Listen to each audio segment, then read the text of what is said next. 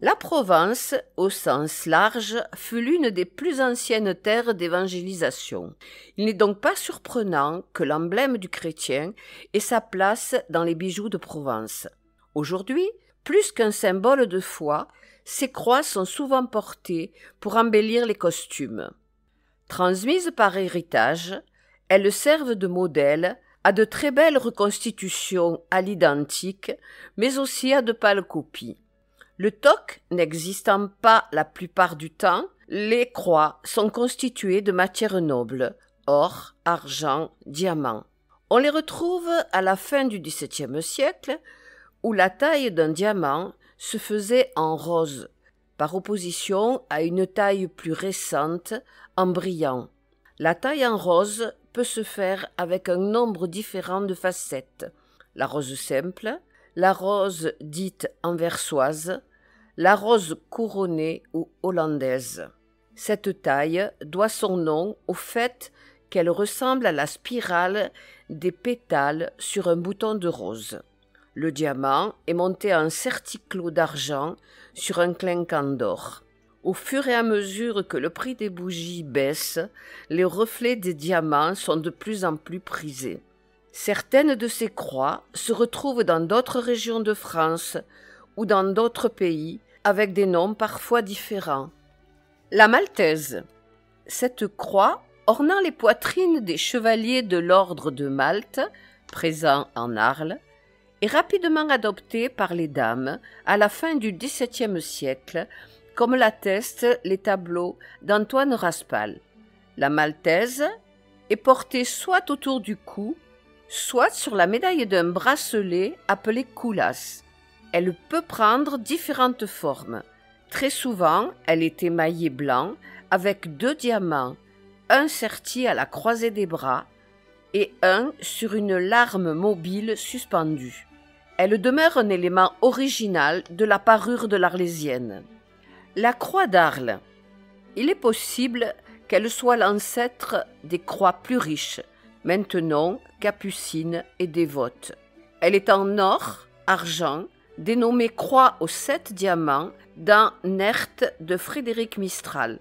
6 diamants plus la bélière. La Maintenon, elle apparaît à la fin du XVIIe siècle. Elle sera détrônée par la croix papillon. La croix est ornée de 6 diamants taillés en rose, en or. En haut de la croix, une bélière surmontée d'un coulant carré. Il est possible que cette croix très solide tire son nom de Madame de Maintenon, que Louis XIV appelait « ma solidité ». La capucine, très ancienne elle aussi, elle arrive au début du XVIIIe siècle. Sa taille varie entre 7 et 9 cm. Elle se compose de 5 viroles coniques, leur sommet tronqué et serti d'un petit diamant. Un coulasse cruciforme, avec virole conique empierrée au centre, surmonte cette croix. La jeannette provençale ou dévote peut mesurer de 15 mm à 10 cm. Elle est en argent ornée de diamants. L'arrière est doré alors pour éviter de noircir les vêtements. Son nom en Provence viendrait du fait que cette croix est portée dans tout le royaume de la reine Jeanne. La province, madame, à quelle opère le vostre, d'un mundes la breugia, l'umirau et la mostre, despiei le rousenis, un tout jog li pei, jusqu'y barinevenc et Briançon au bourg, à tout il y bellesse et tout il y tempour.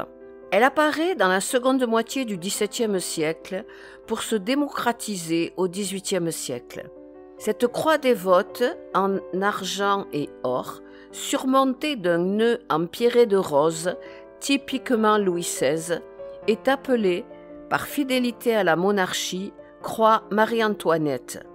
La légende dit que la reine adorait cette croix et c'est elle qui lui aurait fait rajouter le nœud et les fioritures. La croix badine et papillon. La croix badine doit son nom à sa partie inférieure libre de bouger, badine en provençal. Elle se compose de 5 viroles serties de diamants taillés en rose, parfois cerclées d'émail noir. 4 sont coniques et la 5e est ovale et mobile.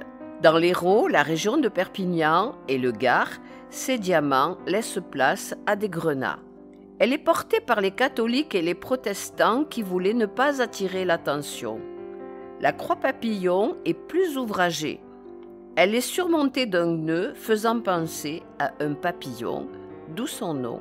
Elle possède aussi 5 viroles, dont l'une peut parfois être mobile.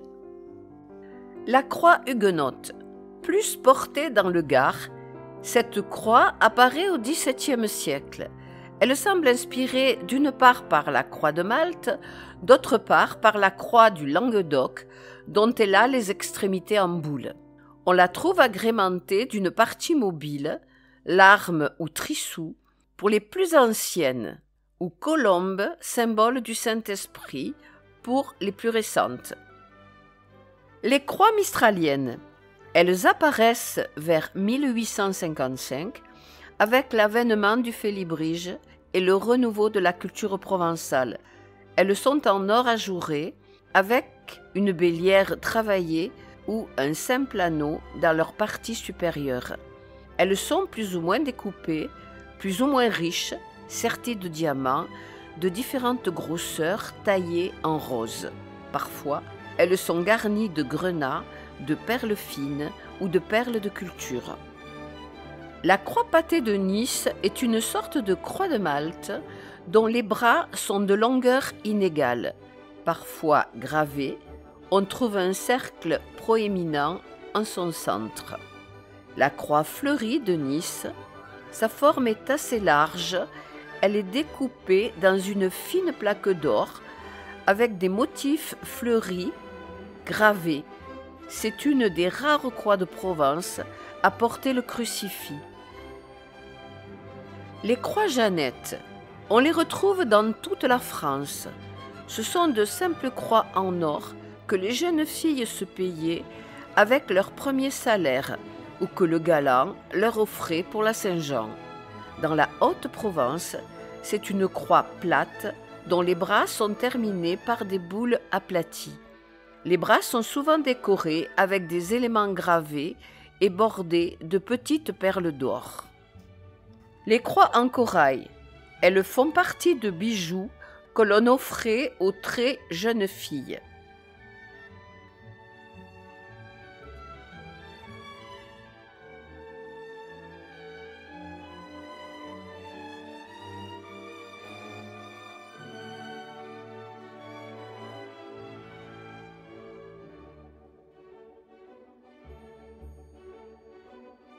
Les croix de communion. À la fin du XIXe siècle, on en trouve en nacre avec les extrémités des bras en argent ouvragé. Il en existe en nacre beaucoup plus simple.